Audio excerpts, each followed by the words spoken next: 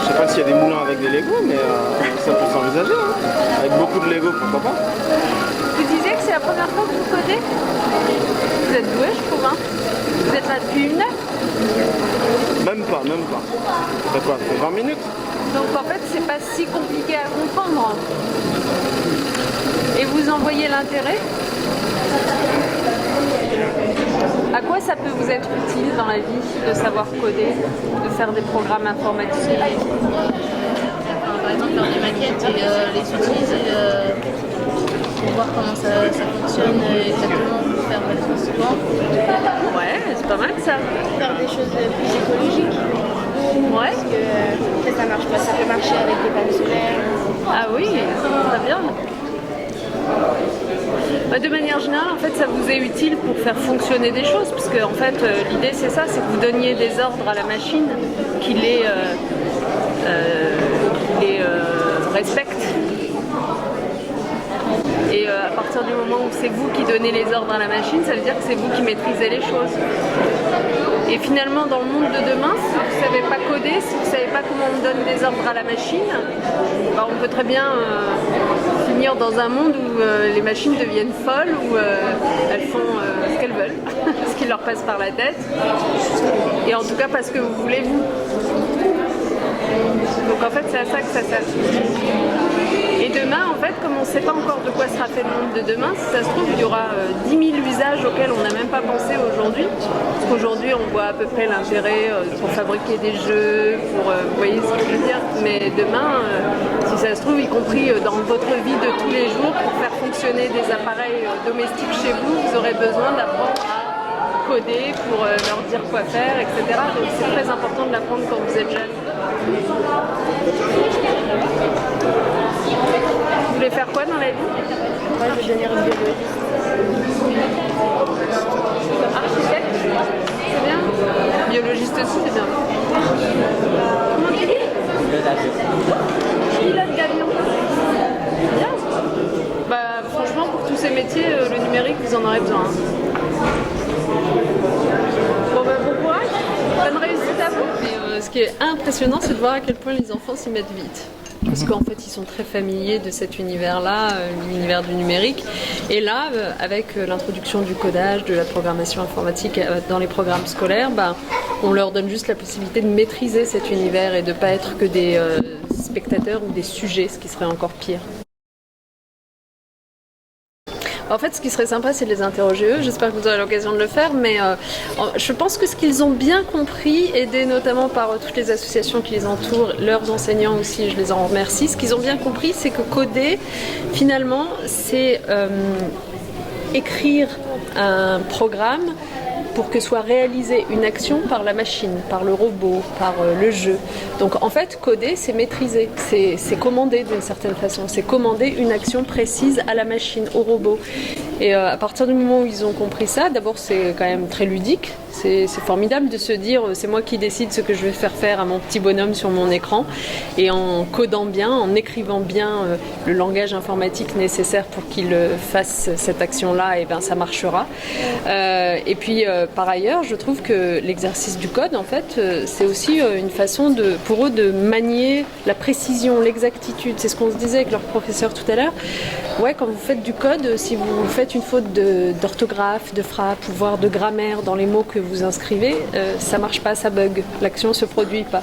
Donc du coup, ça les oblige à toujours bien réfléchir à comment s'écrivent les mots, les espaces, la ponctuation. Donc en fait, c'est formidable, y compris pour l'apprentissage du français.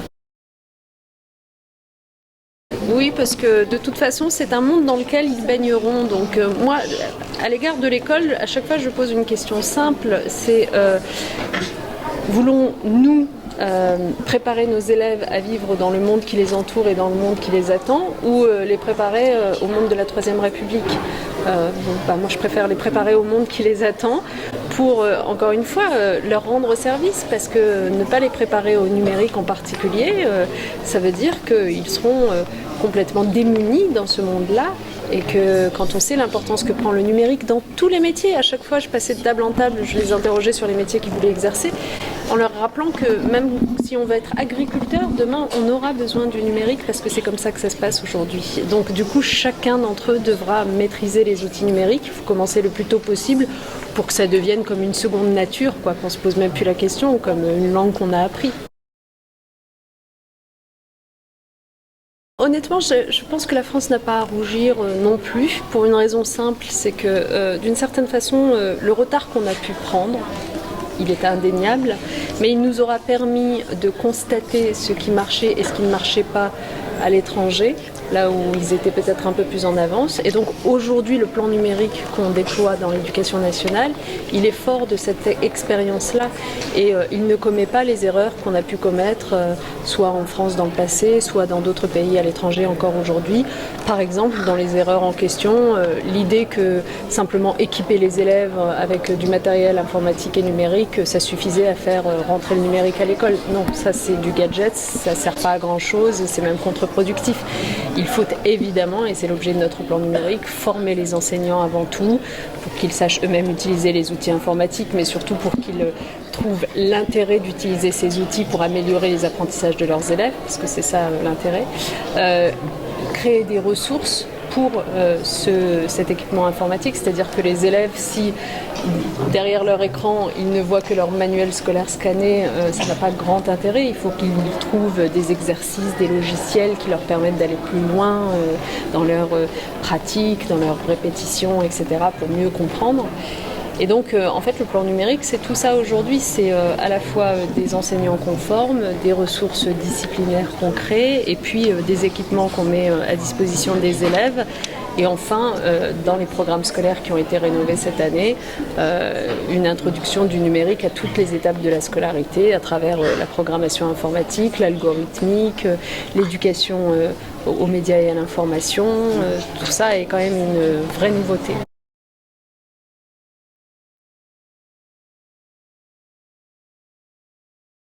Bon, d'abord, moi, comme sur beaucoup de sujets, je pense que c'est toujours bien que l'école s'appuie sur ses partenaires.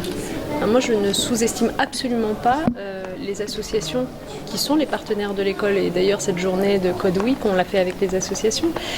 Elles sont nombreuses aujourd'hui. On devrait se réjouir d'avoir une telle profusion d'associations. Vous en avez vu plusieurs, Magic Makers et d'autres, qui se sont fait une spécialité, une expertise dans l'apprentissage du codage par les enfants. Et donc du coup, ce sont ces associations qu'on fait intervenir dans les établissements scolaires et qui, en faisant apprendre les enfants, en quelques séances à peine, en même temps font apprendre leurs professeurs.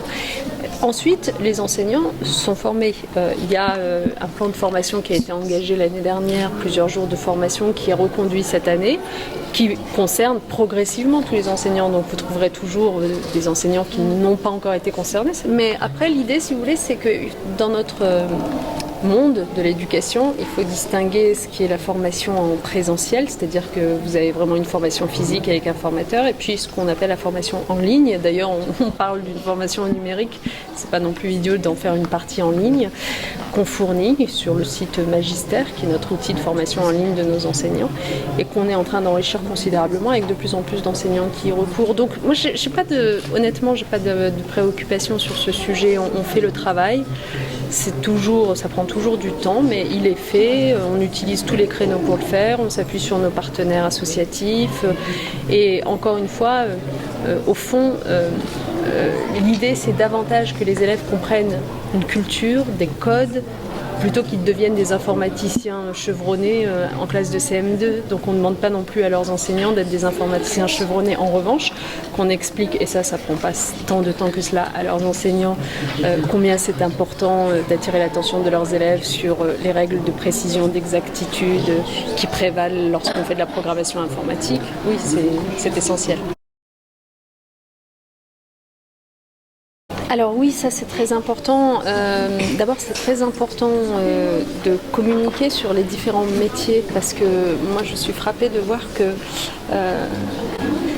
la dénomination d'un certain nombre de métiers n'a pas évolué, alors qu'on sait qu'on est passé vraiment dans une toute nouvelle ère depuis quelques années à l'égard du numérique. Or, la dénomination de certains métiers est restée la même depuis 15-20 ans. Et donc, du coup, n'est pas forcément très attractive. Je pense notamment aux jeunes filles, pourquoi est-ce qu'on retrouve si peu de jeunes filles dans les métiers du numérique? C'est aussi parce que la façon dont on nomme un certain nombre de métiers liés à l'informatique et au numérique les fait passer pour des choses très, très masculines en fait. Et donc aujourd'hui, on a besoin de revoir ces dénominations-là, on a besoin de communiquer sur les métiers du numérique et on a surtout besoin d'expliquer aux élèves, c'est ce que je tâchais de faire tout à l'heure, qu'il ne s'agit pas simplement des métiers du numérique à proprement parler, c'est-à-dire webmaster, designer, informaticien, etc. Il s'agit aussi de tous les autres métiers. Quel que soit le métier qu'on exercera demain, on aura besoin du numérique. On le voit au moment où le journalisme se fait plus uniquement sur papier ou en audiovisuel tel qu'on le connaissait, mais bien pour une large partie sur le numérique. Eh bien, c'est pareil pour moi qui suis responsable politique et dont une large partie de mon temps et de mon énergie est aussi consacrée aux outils numériques, ne serait-ce que pour pouvoir répondre aux citoyens qui nous interpellent désormais par les outils numériques. Et c'est pareil pour tous les métiers, quels qu'ils soient. Donc c'est pour ça que c'est très important que ça devienne une culture commune. Merci beaucoup. On fait la photo parce que...